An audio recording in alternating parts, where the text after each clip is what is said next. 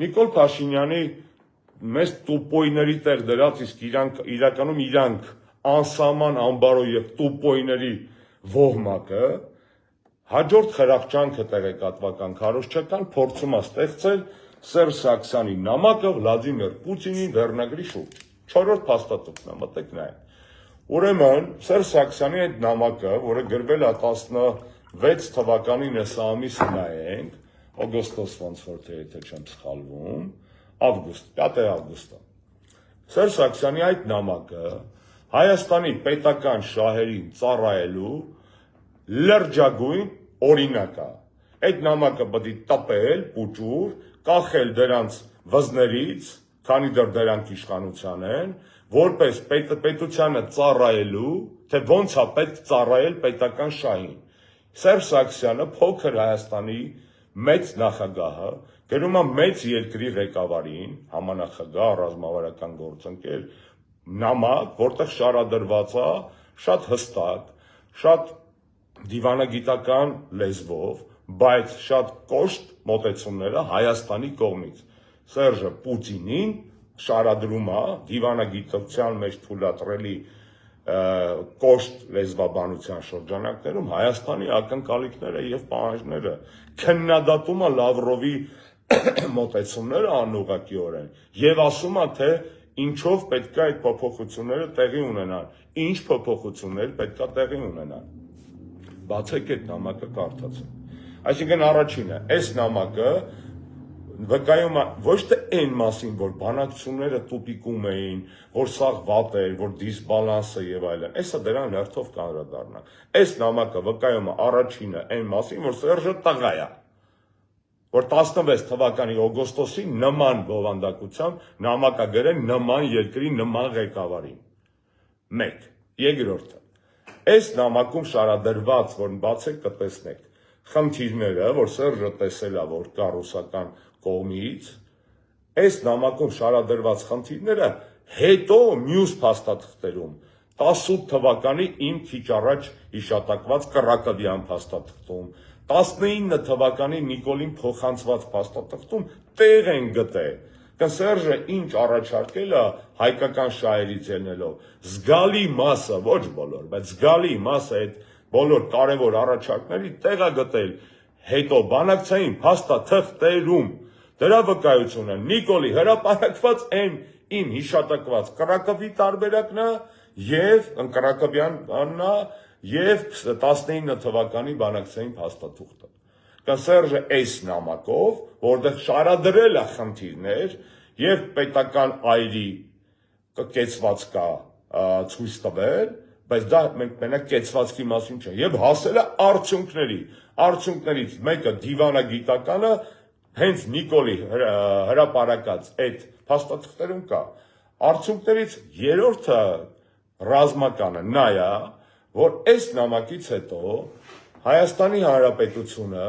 Ռուսաստանից ստացել է արտոնյալ պայմաններով 300 միլիոն ամերիկյան դոլարի վարկ 16-17 թվականներին, այս նամակից հետո, որտեղ այո Սերժ Սարգսյանը գրել է, որ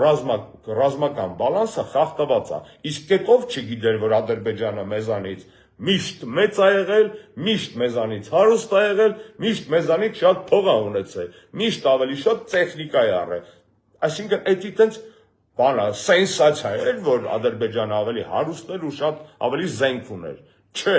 դա սենսացիա չէր, դա փաստ էր։ Դա փաստ էր անգամ սովետի փլուզման պահին, երբ որ ադրբեջանցիք սովետական բանակից ավելի շատ զենք ստացան։ Այսինքն խախտված բալանս հասկացությունը այս պարագայում, երբ որ Նիկոլի էրոգեն զոնաների նիկոլական քարոզչության կպնում է եւ նրանք գրգռվում են, մի հատ սառը դրուշլակով ջուր լցրեք իրանց գլխին, որովհետեւ այստեղ այս նամակով մատնանշելով այդ խախտված բալանսի խնդիրը ռազմական Սերժ Սարգսյանը 300 միլիոն դոլար վատ բառ չեմ փողա պոկել, կպցրել, հասել դրան Ռուսաստանից զինտեխնիկա ձեռք բերելու համար։ Այսինքն ինչ է նշանակում խախտված բալանս։ Միշտ էլ իրանք միշտ էլ Չինաստանը մեծ է Գերմանիայից եղել եւ հիմա էլ ավելի հարուստ է։ Այդ բալանսները միշտ էլ տարբեր են, ասիմետրիկ են։ Այո, Սերժ Սարգսյանի այս նամակով նաև ռազմական բալանսի տարբերությունների այս դիսբալանսը ուղղելու, այսպես ասած, գործողությունները արվել։ Եվ հաջորդը մենակ ռազմական բալանսով չի, կա ռազմաքաղաքական բալանս, որտեղ այո, փոքր երկիրը, օրինակ Հայաստանը, երբ որ առճակատվում ավելի մեծ եւ հարուստ երկրի հետ, եւ ռեսուրսները այդ երկրների ի սկզբանե տարբեր են, այս փոքր երկիրը ունի դաշնակից մեծ երկիր, որի հետ աշխատելով կոմպենսացնում է մեծի նկատմամբ իր փոքրությունը, իր ռեսուրսների սակավությունը, եւ այդպես էլ վարվել է, բա հայ-ռուսական հարաբերությունները ռազմավարական իմաստով, ռազմավարական կոչելու իմաստը ո՞րն է, եթե ոչ այն փաստը, որ այդ հարաբերությունների շնորհիվ փոքր Հայաստանը կարողանում է դիմակայել նաև այդ հարաբերությունների շնորհիվ Ադրբեջանի ավելի մեծ ռեսուրսներին, բանակին, տեխնիկային, փողին, պարզ չի։ Ավելին այդ ռազմաքաղաքական բալանսի պարագայում ոչ միայն Ռուսաստանի ռազմավարական դաշնակցությունն է մեզ բերել այդ հավասարակշռությունը, այլ նաև արևմտյան երկրների հետ, մասնավորապես Եվրոպական միության հետ աշխատանքները, որոնց շնորհիվ ստորագրվեց ՍԵՊ-ն 2017 թվականի նոյեմբեր։ Այս հասկացանք, այսինքն Սերժի նամակը գժական թուղթ է նրա մասին, թե ինչպիսին պետք է լինի հայ պետական գործիչը, ազգային գործիչը, ինչ շիտակությամբ եւ հստակությամբ պետք է միջև վերջ պաշտպանի հայկական շահը, ոչ թե ծալվի նույն Վլադիմիր Վլադիմիրիչի առջև 6 տակ, հետո ծալվի Էրդողանի տակ, հետո ծալվի Ալիևի տակ, հետո ծալվի Տրամպի տակ, հետո ծալվի Ուրսուլայի տակ եւ այլն։ Եվ այս նամակը հարցեր է լուծել։ Այս նամակի բովանդակային հարցերի լուծման ապացույցը հենց Նիկոլի հրապարակված փաստաթղթերում մա 18-ի կռակավ, 19-ի իրան տված թուղթը։ Համեմատեք եւ տեսեք, այսինքն այս հիմարների խրախճանք չի, դեբիլանոց չի, ես հասկացա ԿՊ, դուք դեբիլանոց չեք, գոնե նորմալ արգումենտ բերեք, մարդու ինֆակտի մի հասցրեք ձեր պրիմիտիվությամբ, ձեր տխմարությամբ, ձեր ինտելեկտուալ սնանկությամբ ու ձեր անբարոյականությամբ, դա հերիքը ամեն ինչ չափ ու սահման ունի, չէ։